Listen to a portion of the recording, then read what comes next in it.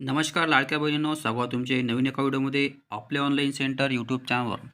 लाडक्या बहिणींनो, आजच्या व्हिडिओमध्ये आपण ज्याही महिलांचे आतापर्यंत म्हणजे हप्ते रडखडले असेल, फॉर एक्झाम्पल डिसेंबर किंवा नोव्हेंबरचे पैसे आले नसेल, त्यांच्यासाठी हा खास महत्त्वाचा व्हिडिओ असून व्हिडिओ शेवटपर्यंत पाहायचा आहे. आणि चॅनलवर जर का नवीन आले असाल तर चॅनलला नक्की सबस्क्राईब करून ठेवायचं आहे, कारण की अशाच प्रकारची महत्त्वपूर्ण व्हिडिओ तुमच्यासाठी येत राहतात. लाडक्या बहिणींनो, आता या ठिकाणी सर्व ई-के-वाय-सी वगैरे त्याचप्रमाणे ऑनलाईनचं जेवढे काही काम असेल ते सर्व आता या ठिकाणी बंद झालेले आहे. आता तुम्हाला जर का के-वाय-सी तुमची राहिली असेल किंवा चुकलेली असेल किंवा नोव्हेंबर किंवा डिसेंबर किंवा त्याही अगोदरचे तुम्हाला पैसे आले नसेल तर तर तुम्हाला आता या ठिकाणी काय करावे हे आपण या व्हिडिओमध्ये पाहणार असून त्यासाठी तुम्हाला एक विनंती अर्ज तुम्हाला या ठिकाणी लिहायचा आहे. तो विनंती अर्ज कुठं आहे हे आपण या व्हिडिओमध्ये पाहणार असून तो फॉर्म तुम्हाला भरून सोबत तुम्हाला संबंधित अंगणवाडी सेविके मार्फत किंवा अंगणवाडीमध्ये जाऊन तुम्हाला त्या ठिकाणी तुम्हाला सबमिट करायचा आहे किंवा संबंधित आपले महिला आणि बालविकासचे जे ऑफिस असेल त्या ऑफिसमध्ये जाऊन तुम्हाला तो अर्ज त्या ठिकाणी सबमिट करायचा आहे. चला मित्रांनो, जास्त वेळ न घेता या ठिकाणी आपण तो फॉर्म्स वगैरे कसा भरायचा ते या ठिकाणी पाहूया. तर लाडका बहिणींनो, हाच तो तुम्हाला विनंती अर्ज आहे. हा अर्ज भरून तुम्हाला संबंधित अंगणवाडी सेविकेकडे द्यायचा आहे किंवा मग तुम्हाला तुमचे जे महिला आणि बालविकासचे ऑफिस आहे त्या ठिकाणी देऊन हा अर्ज संबंधित डॉक्युमेंट्स देऊन तुम्हाला या ठिकाणी हा अर्ज भरायचा आहे. या ठिकाणी तुम्ही डॉक्युमेंट्स पाहताय की तुमचे लाभार्थ्याचे आधार कार्ड तुम्हाला या फॉर्मसोबत जोडायचं आहे. त्यानंतर पती किंवा वडिलांचे आधार कार्ड सोबत तुम्हाला जोडायचं आहे. त्यानंतर लाभार्थ्याची टी-सीची झेरॉक्स म्हणजे जन्माचा दाखला वगैरे असेल तर. त्यानंतर 4 नंबर आहे राशन कार्ड. अशा प्रकारे तुम्हाला हे 4 डॉक्युमेंट्स तुम्हाला या फॉर्मसोबत जोडायचे आहेत. तुम्हाला फॉर्म भरताना या ठिकाणी सर्वप्रथम ज्या दिवशी तुम्ही हा अर्ज भरसाल त्या दिवशी दिनांक तुम्हाला या ठिकाणी टाकायचा आहे. या ठिकाणी दिनांक तुम्हाला टाकल्यावर त्यानंतर या ठिकाणी पाहत आहे की तुम्ही विषय दिलेला आहे.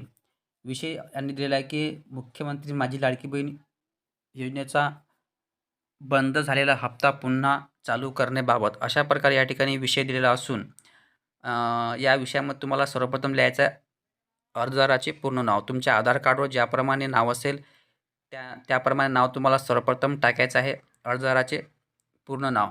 त्यानंतर तुमचा आधार कार्ड नंबर टाकायचा आहे.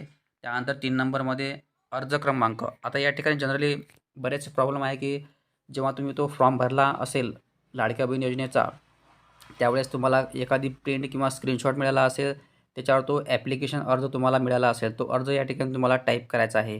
किंवा जर का तुम्ही पोर्टलमार्फत जर फॉर्म भरलेला असेल, पोर्टलमार्फत लॉग इन करून त्या ठिकाणी तो ॲप्लिकेशन नंबर तुम्हाला शोधायचा आहे.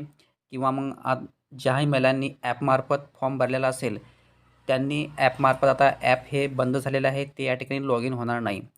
तर ज्यांनीही ॲपमार्फत फॉर्म भरला असेल त्यांनी हा कॉलम सोडून द्यायचा आहे. कारण की आता ॲपमार्फत जर फॉर्म भरला असेल तर तो ॲप्लिकेशन नंबर त्या ॲपमध्ये दिसणार आहे, नारी शक्ती दूत या ॲपमध्ये. परंतु ते नारी शक्ती दूत ॲप हे बंद पडलेलं असून त्यांना सांगायचं आहे तसं की आम्ही ॲपमार्फत फॉर्म भरला आहे, तो ॲप्लिकेशन अर्ज नाही आहे. अशा प्रकारे हा अर्ज तुम्हाला शोधायचा आहे.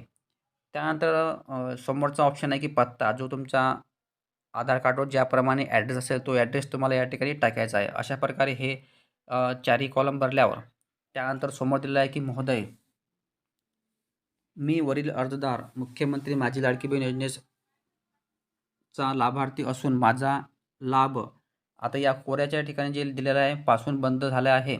या ठिकाणी तुम्हाला ज्याही महिन्यापासून तुमचा हप्ता बंद पडला आहे तो महिना तुम्हाला या ठिकाणी लिहायचा आहे. For example December, January, November किंवा जोही महिना असेल तो या ठिकाणी तुम्हाला टाईप करायचा आहे किंवा लिहायचा आहे.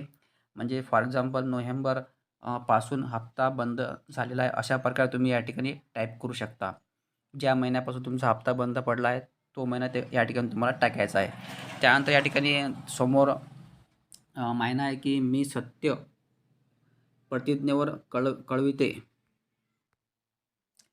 की माझी ई-के-वाय-सी प्रक्रिया पूर्ण केली असून माझ्या कुटुंबामध्ये कोणीही व्यक्ती सरकारी नोकरीवर नाही. माझ्या घरामध्ये 4 चाकी वाहन नाही. तसेच माझे कुटुंबाचे वार्षिक उत्पन्न ₹2.5 लाख कमी असून मी या योजनेत पात्र आहे.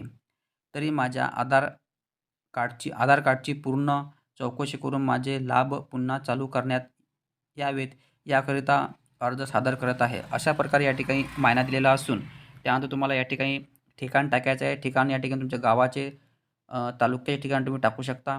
त्यानंतर तारीख टाकायची आहे, मोबाईल नंबर टाकायचा आहे.